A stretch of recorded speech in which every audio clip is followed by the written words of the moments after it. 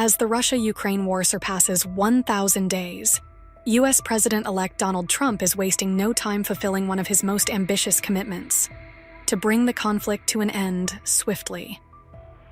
Demonstrating his urgency, Trump is already taking meaningful steps toward peace even before his inauguration. However, while key stakeholders signal a willingness to negotiate, NATO and the Biden administration continue to prioritize escalation, starkly contrasting with Trump's proactive approach to resolution. During his campaign, Trump made the bold promise to end the Russia-Ukraine war swiftly. Questioning the United States' extensive financial involvement in the conflict, he underscored diplomacy as the most effective path to peace. Russian President Vladimir Putin responded positively to Trump's assertions at the time, stating, "I think he is being sincere," and adding, "Of course, we welcome statements like this, whoever they come from." Following Trump's election victory, Putin also offered his congratulations, praising Trump's resilience and character. "His behavior at the moment of an attempt on his life left an impression on me. He turned out to be a brave man," Putin remarked. Additionally, Putin expressed optimism about Trump's approach, stating, "What Trump has said about the desire to restore relations with Russia, to help end the Ukrainian crisis, in my opinion, deserves attention at least." These remarks hinted at a shared willingness to explore diplomacy, even as global tensions remained high. Not one to wait for Inauguration Day, Trump has already begun turning his campaign rhetoric into action. Before even taking office, he met with Ukrainian President Volodymyr Zelensky in a meeting facilitated by French President Emmanuel Macron. Following their discussions, Trump announced on social media, Zelensky and Ukraine would like to make a deal and stop the madness, calling for an immediate ceasefire. This move signals Trump's urgency to address the conflict head-on, refusing to let bureaucracy or tradition delay the pursuit of peace. Russian President Vladimir Putin did not delay in responding. Speaking during his annual news conference and call-in show, Putin expressed his openness to dialogue, remarking, "If we meet with Mr. Trump, we will have things to discuss." He further reiterated Russia's willingness to negotiate, saying, "Politics is the art of compromise. We have always said that we are ready for both talks and compromises." These recent developments reflect a rare and significant convergence of efforts toward peace. Trump's proactive diplomacy, combined with Putin's receptiveness to compromise, marks a clear departure from the confrontational strategies of the current U.S. administration. The alignment between Trump's call for negotiations and Putin's openness to dialogue signals a critical opportunity to de-escalate the conflict and chart a path toward resolution. NATO and the Biden administration, however, appear to be taking a different path, one that prioritizes escalation over negotiation. In what seems like a last-ditch effort during his final weeks in office, President Biden approved more than $2 billion in additional aid to Ukraine, bringing the total U.S. military assistance to $62 billion since the war began. This financial support has been accompanied by controversial decisions, including authorizing Ukraine to use long-range missiles capable of striking deep within Russian territory. Critics warn that such measures blur the line between defensive aid and offensive escalation, risking severe retaliation from Moscow. Additionally, the Biden administration has approved the use of anti-personnel mines, a weapon banned by many nations due to its devastating impact on civilians. Amnesty International labeled the decision reckless and a deeply disappointing setback, highlighting the long-term humanitarian toll these weapons impose. Russian officials have condemned these developments, with Foreign Minister Sergei Lavrov warning that the situation is dangerously close to uncontrolled escalation. While Putin refrained from directly escalating in response, he did take the opportunity to showcase Russia's strategic capabilities. In a calculated and deliberate move, Russian President Vladimir Putin unveiled the Oreshnik hypersonic ballistic missile, a state-of-the-art weapon designed to maintain Russia's edge in global military capabilities. The Oreshnik made its combat debut with a precision strike on a military facility in Dnipro, Ukraine, delivering a devastating blow. Putin, confident in Russia's advanced arsenal, assured the world that an ample stockpile of Oreshnik missiles is ready for operational deployment.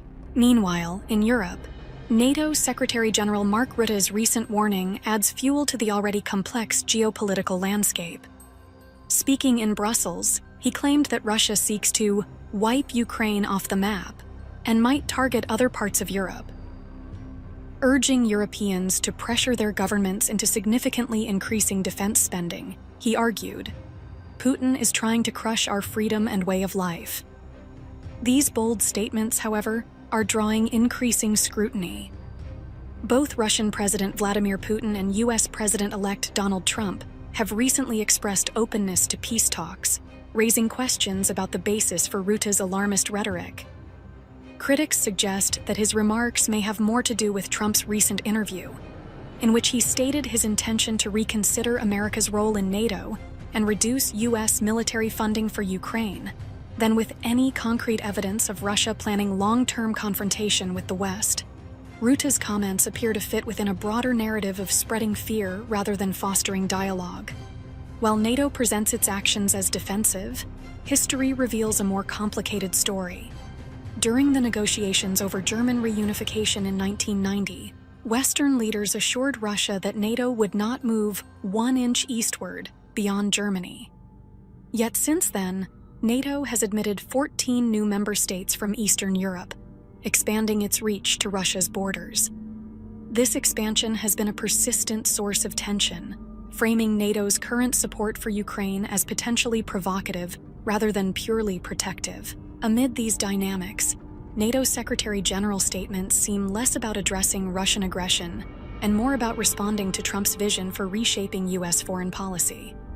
While some political leaders push for escalation, public sentiment is shifting decisively toward peace. Increasingly, citizens are challenging official narratives and uncovering discrepancies between public statements and the reality on the ground. People are demanding transparency and accountability from their leaders, unwilling to accept escalating conflict as the only path forward. Yet, NATO and Biden's actions appear out of step with the people they claim to represent. The impact of this prolonged war is felt across multiple fronts. In Ukraine, civilians face unimaginable devastation, with cities reduced to rubble, infrastructure destroyed, and countless lives disrupted.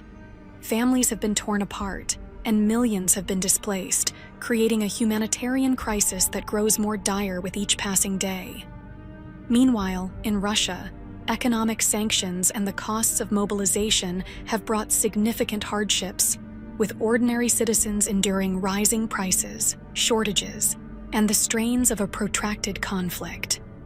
In Europe, the war has led to soaring energy prices, inflation, and economic instability, as nations grapple with the broader implications of the conflict on trade and security. Citizens in the United States, too, are questioning the massive financial outlays for military aid, wondering whether such resources would be better allocated toward domestic challenges. The lingering impacts of the war have left many feeling disconnected from a conflict that seems increasingly distant from their everyday lives. Trump's direct engagement with Zelensky and the positive signals from Putin represent a rare and crucial opportunity to end the war. While NATO and the Biden administration's strategies appear to deepen divisions, Trump's proactive efforts highlight an alternative path, one rooted in dialogue and mutual compromise. This approach has the potential not only to save countless lives, but also to challenge the prevailing narrative of inevitable escalation. A ceasefire now emerges as the next probable move in this unfolding dynamic. With both Zelensky signaling a willingness to negotiate and Putin expressing openness to compromise, the groundwork for halting hostilities is being laid. Such a move would mark a significant turning point, potentially shifting the focus from military confrontation to rebuilding and reconciliation. Trump's actions suggest a leader willing to prioritize resolution over conflict, offering a glimmer of hope. Whether this progress can be sustained will depend on whether global leaders choose the path of diplomacy or continue down the road of destruction.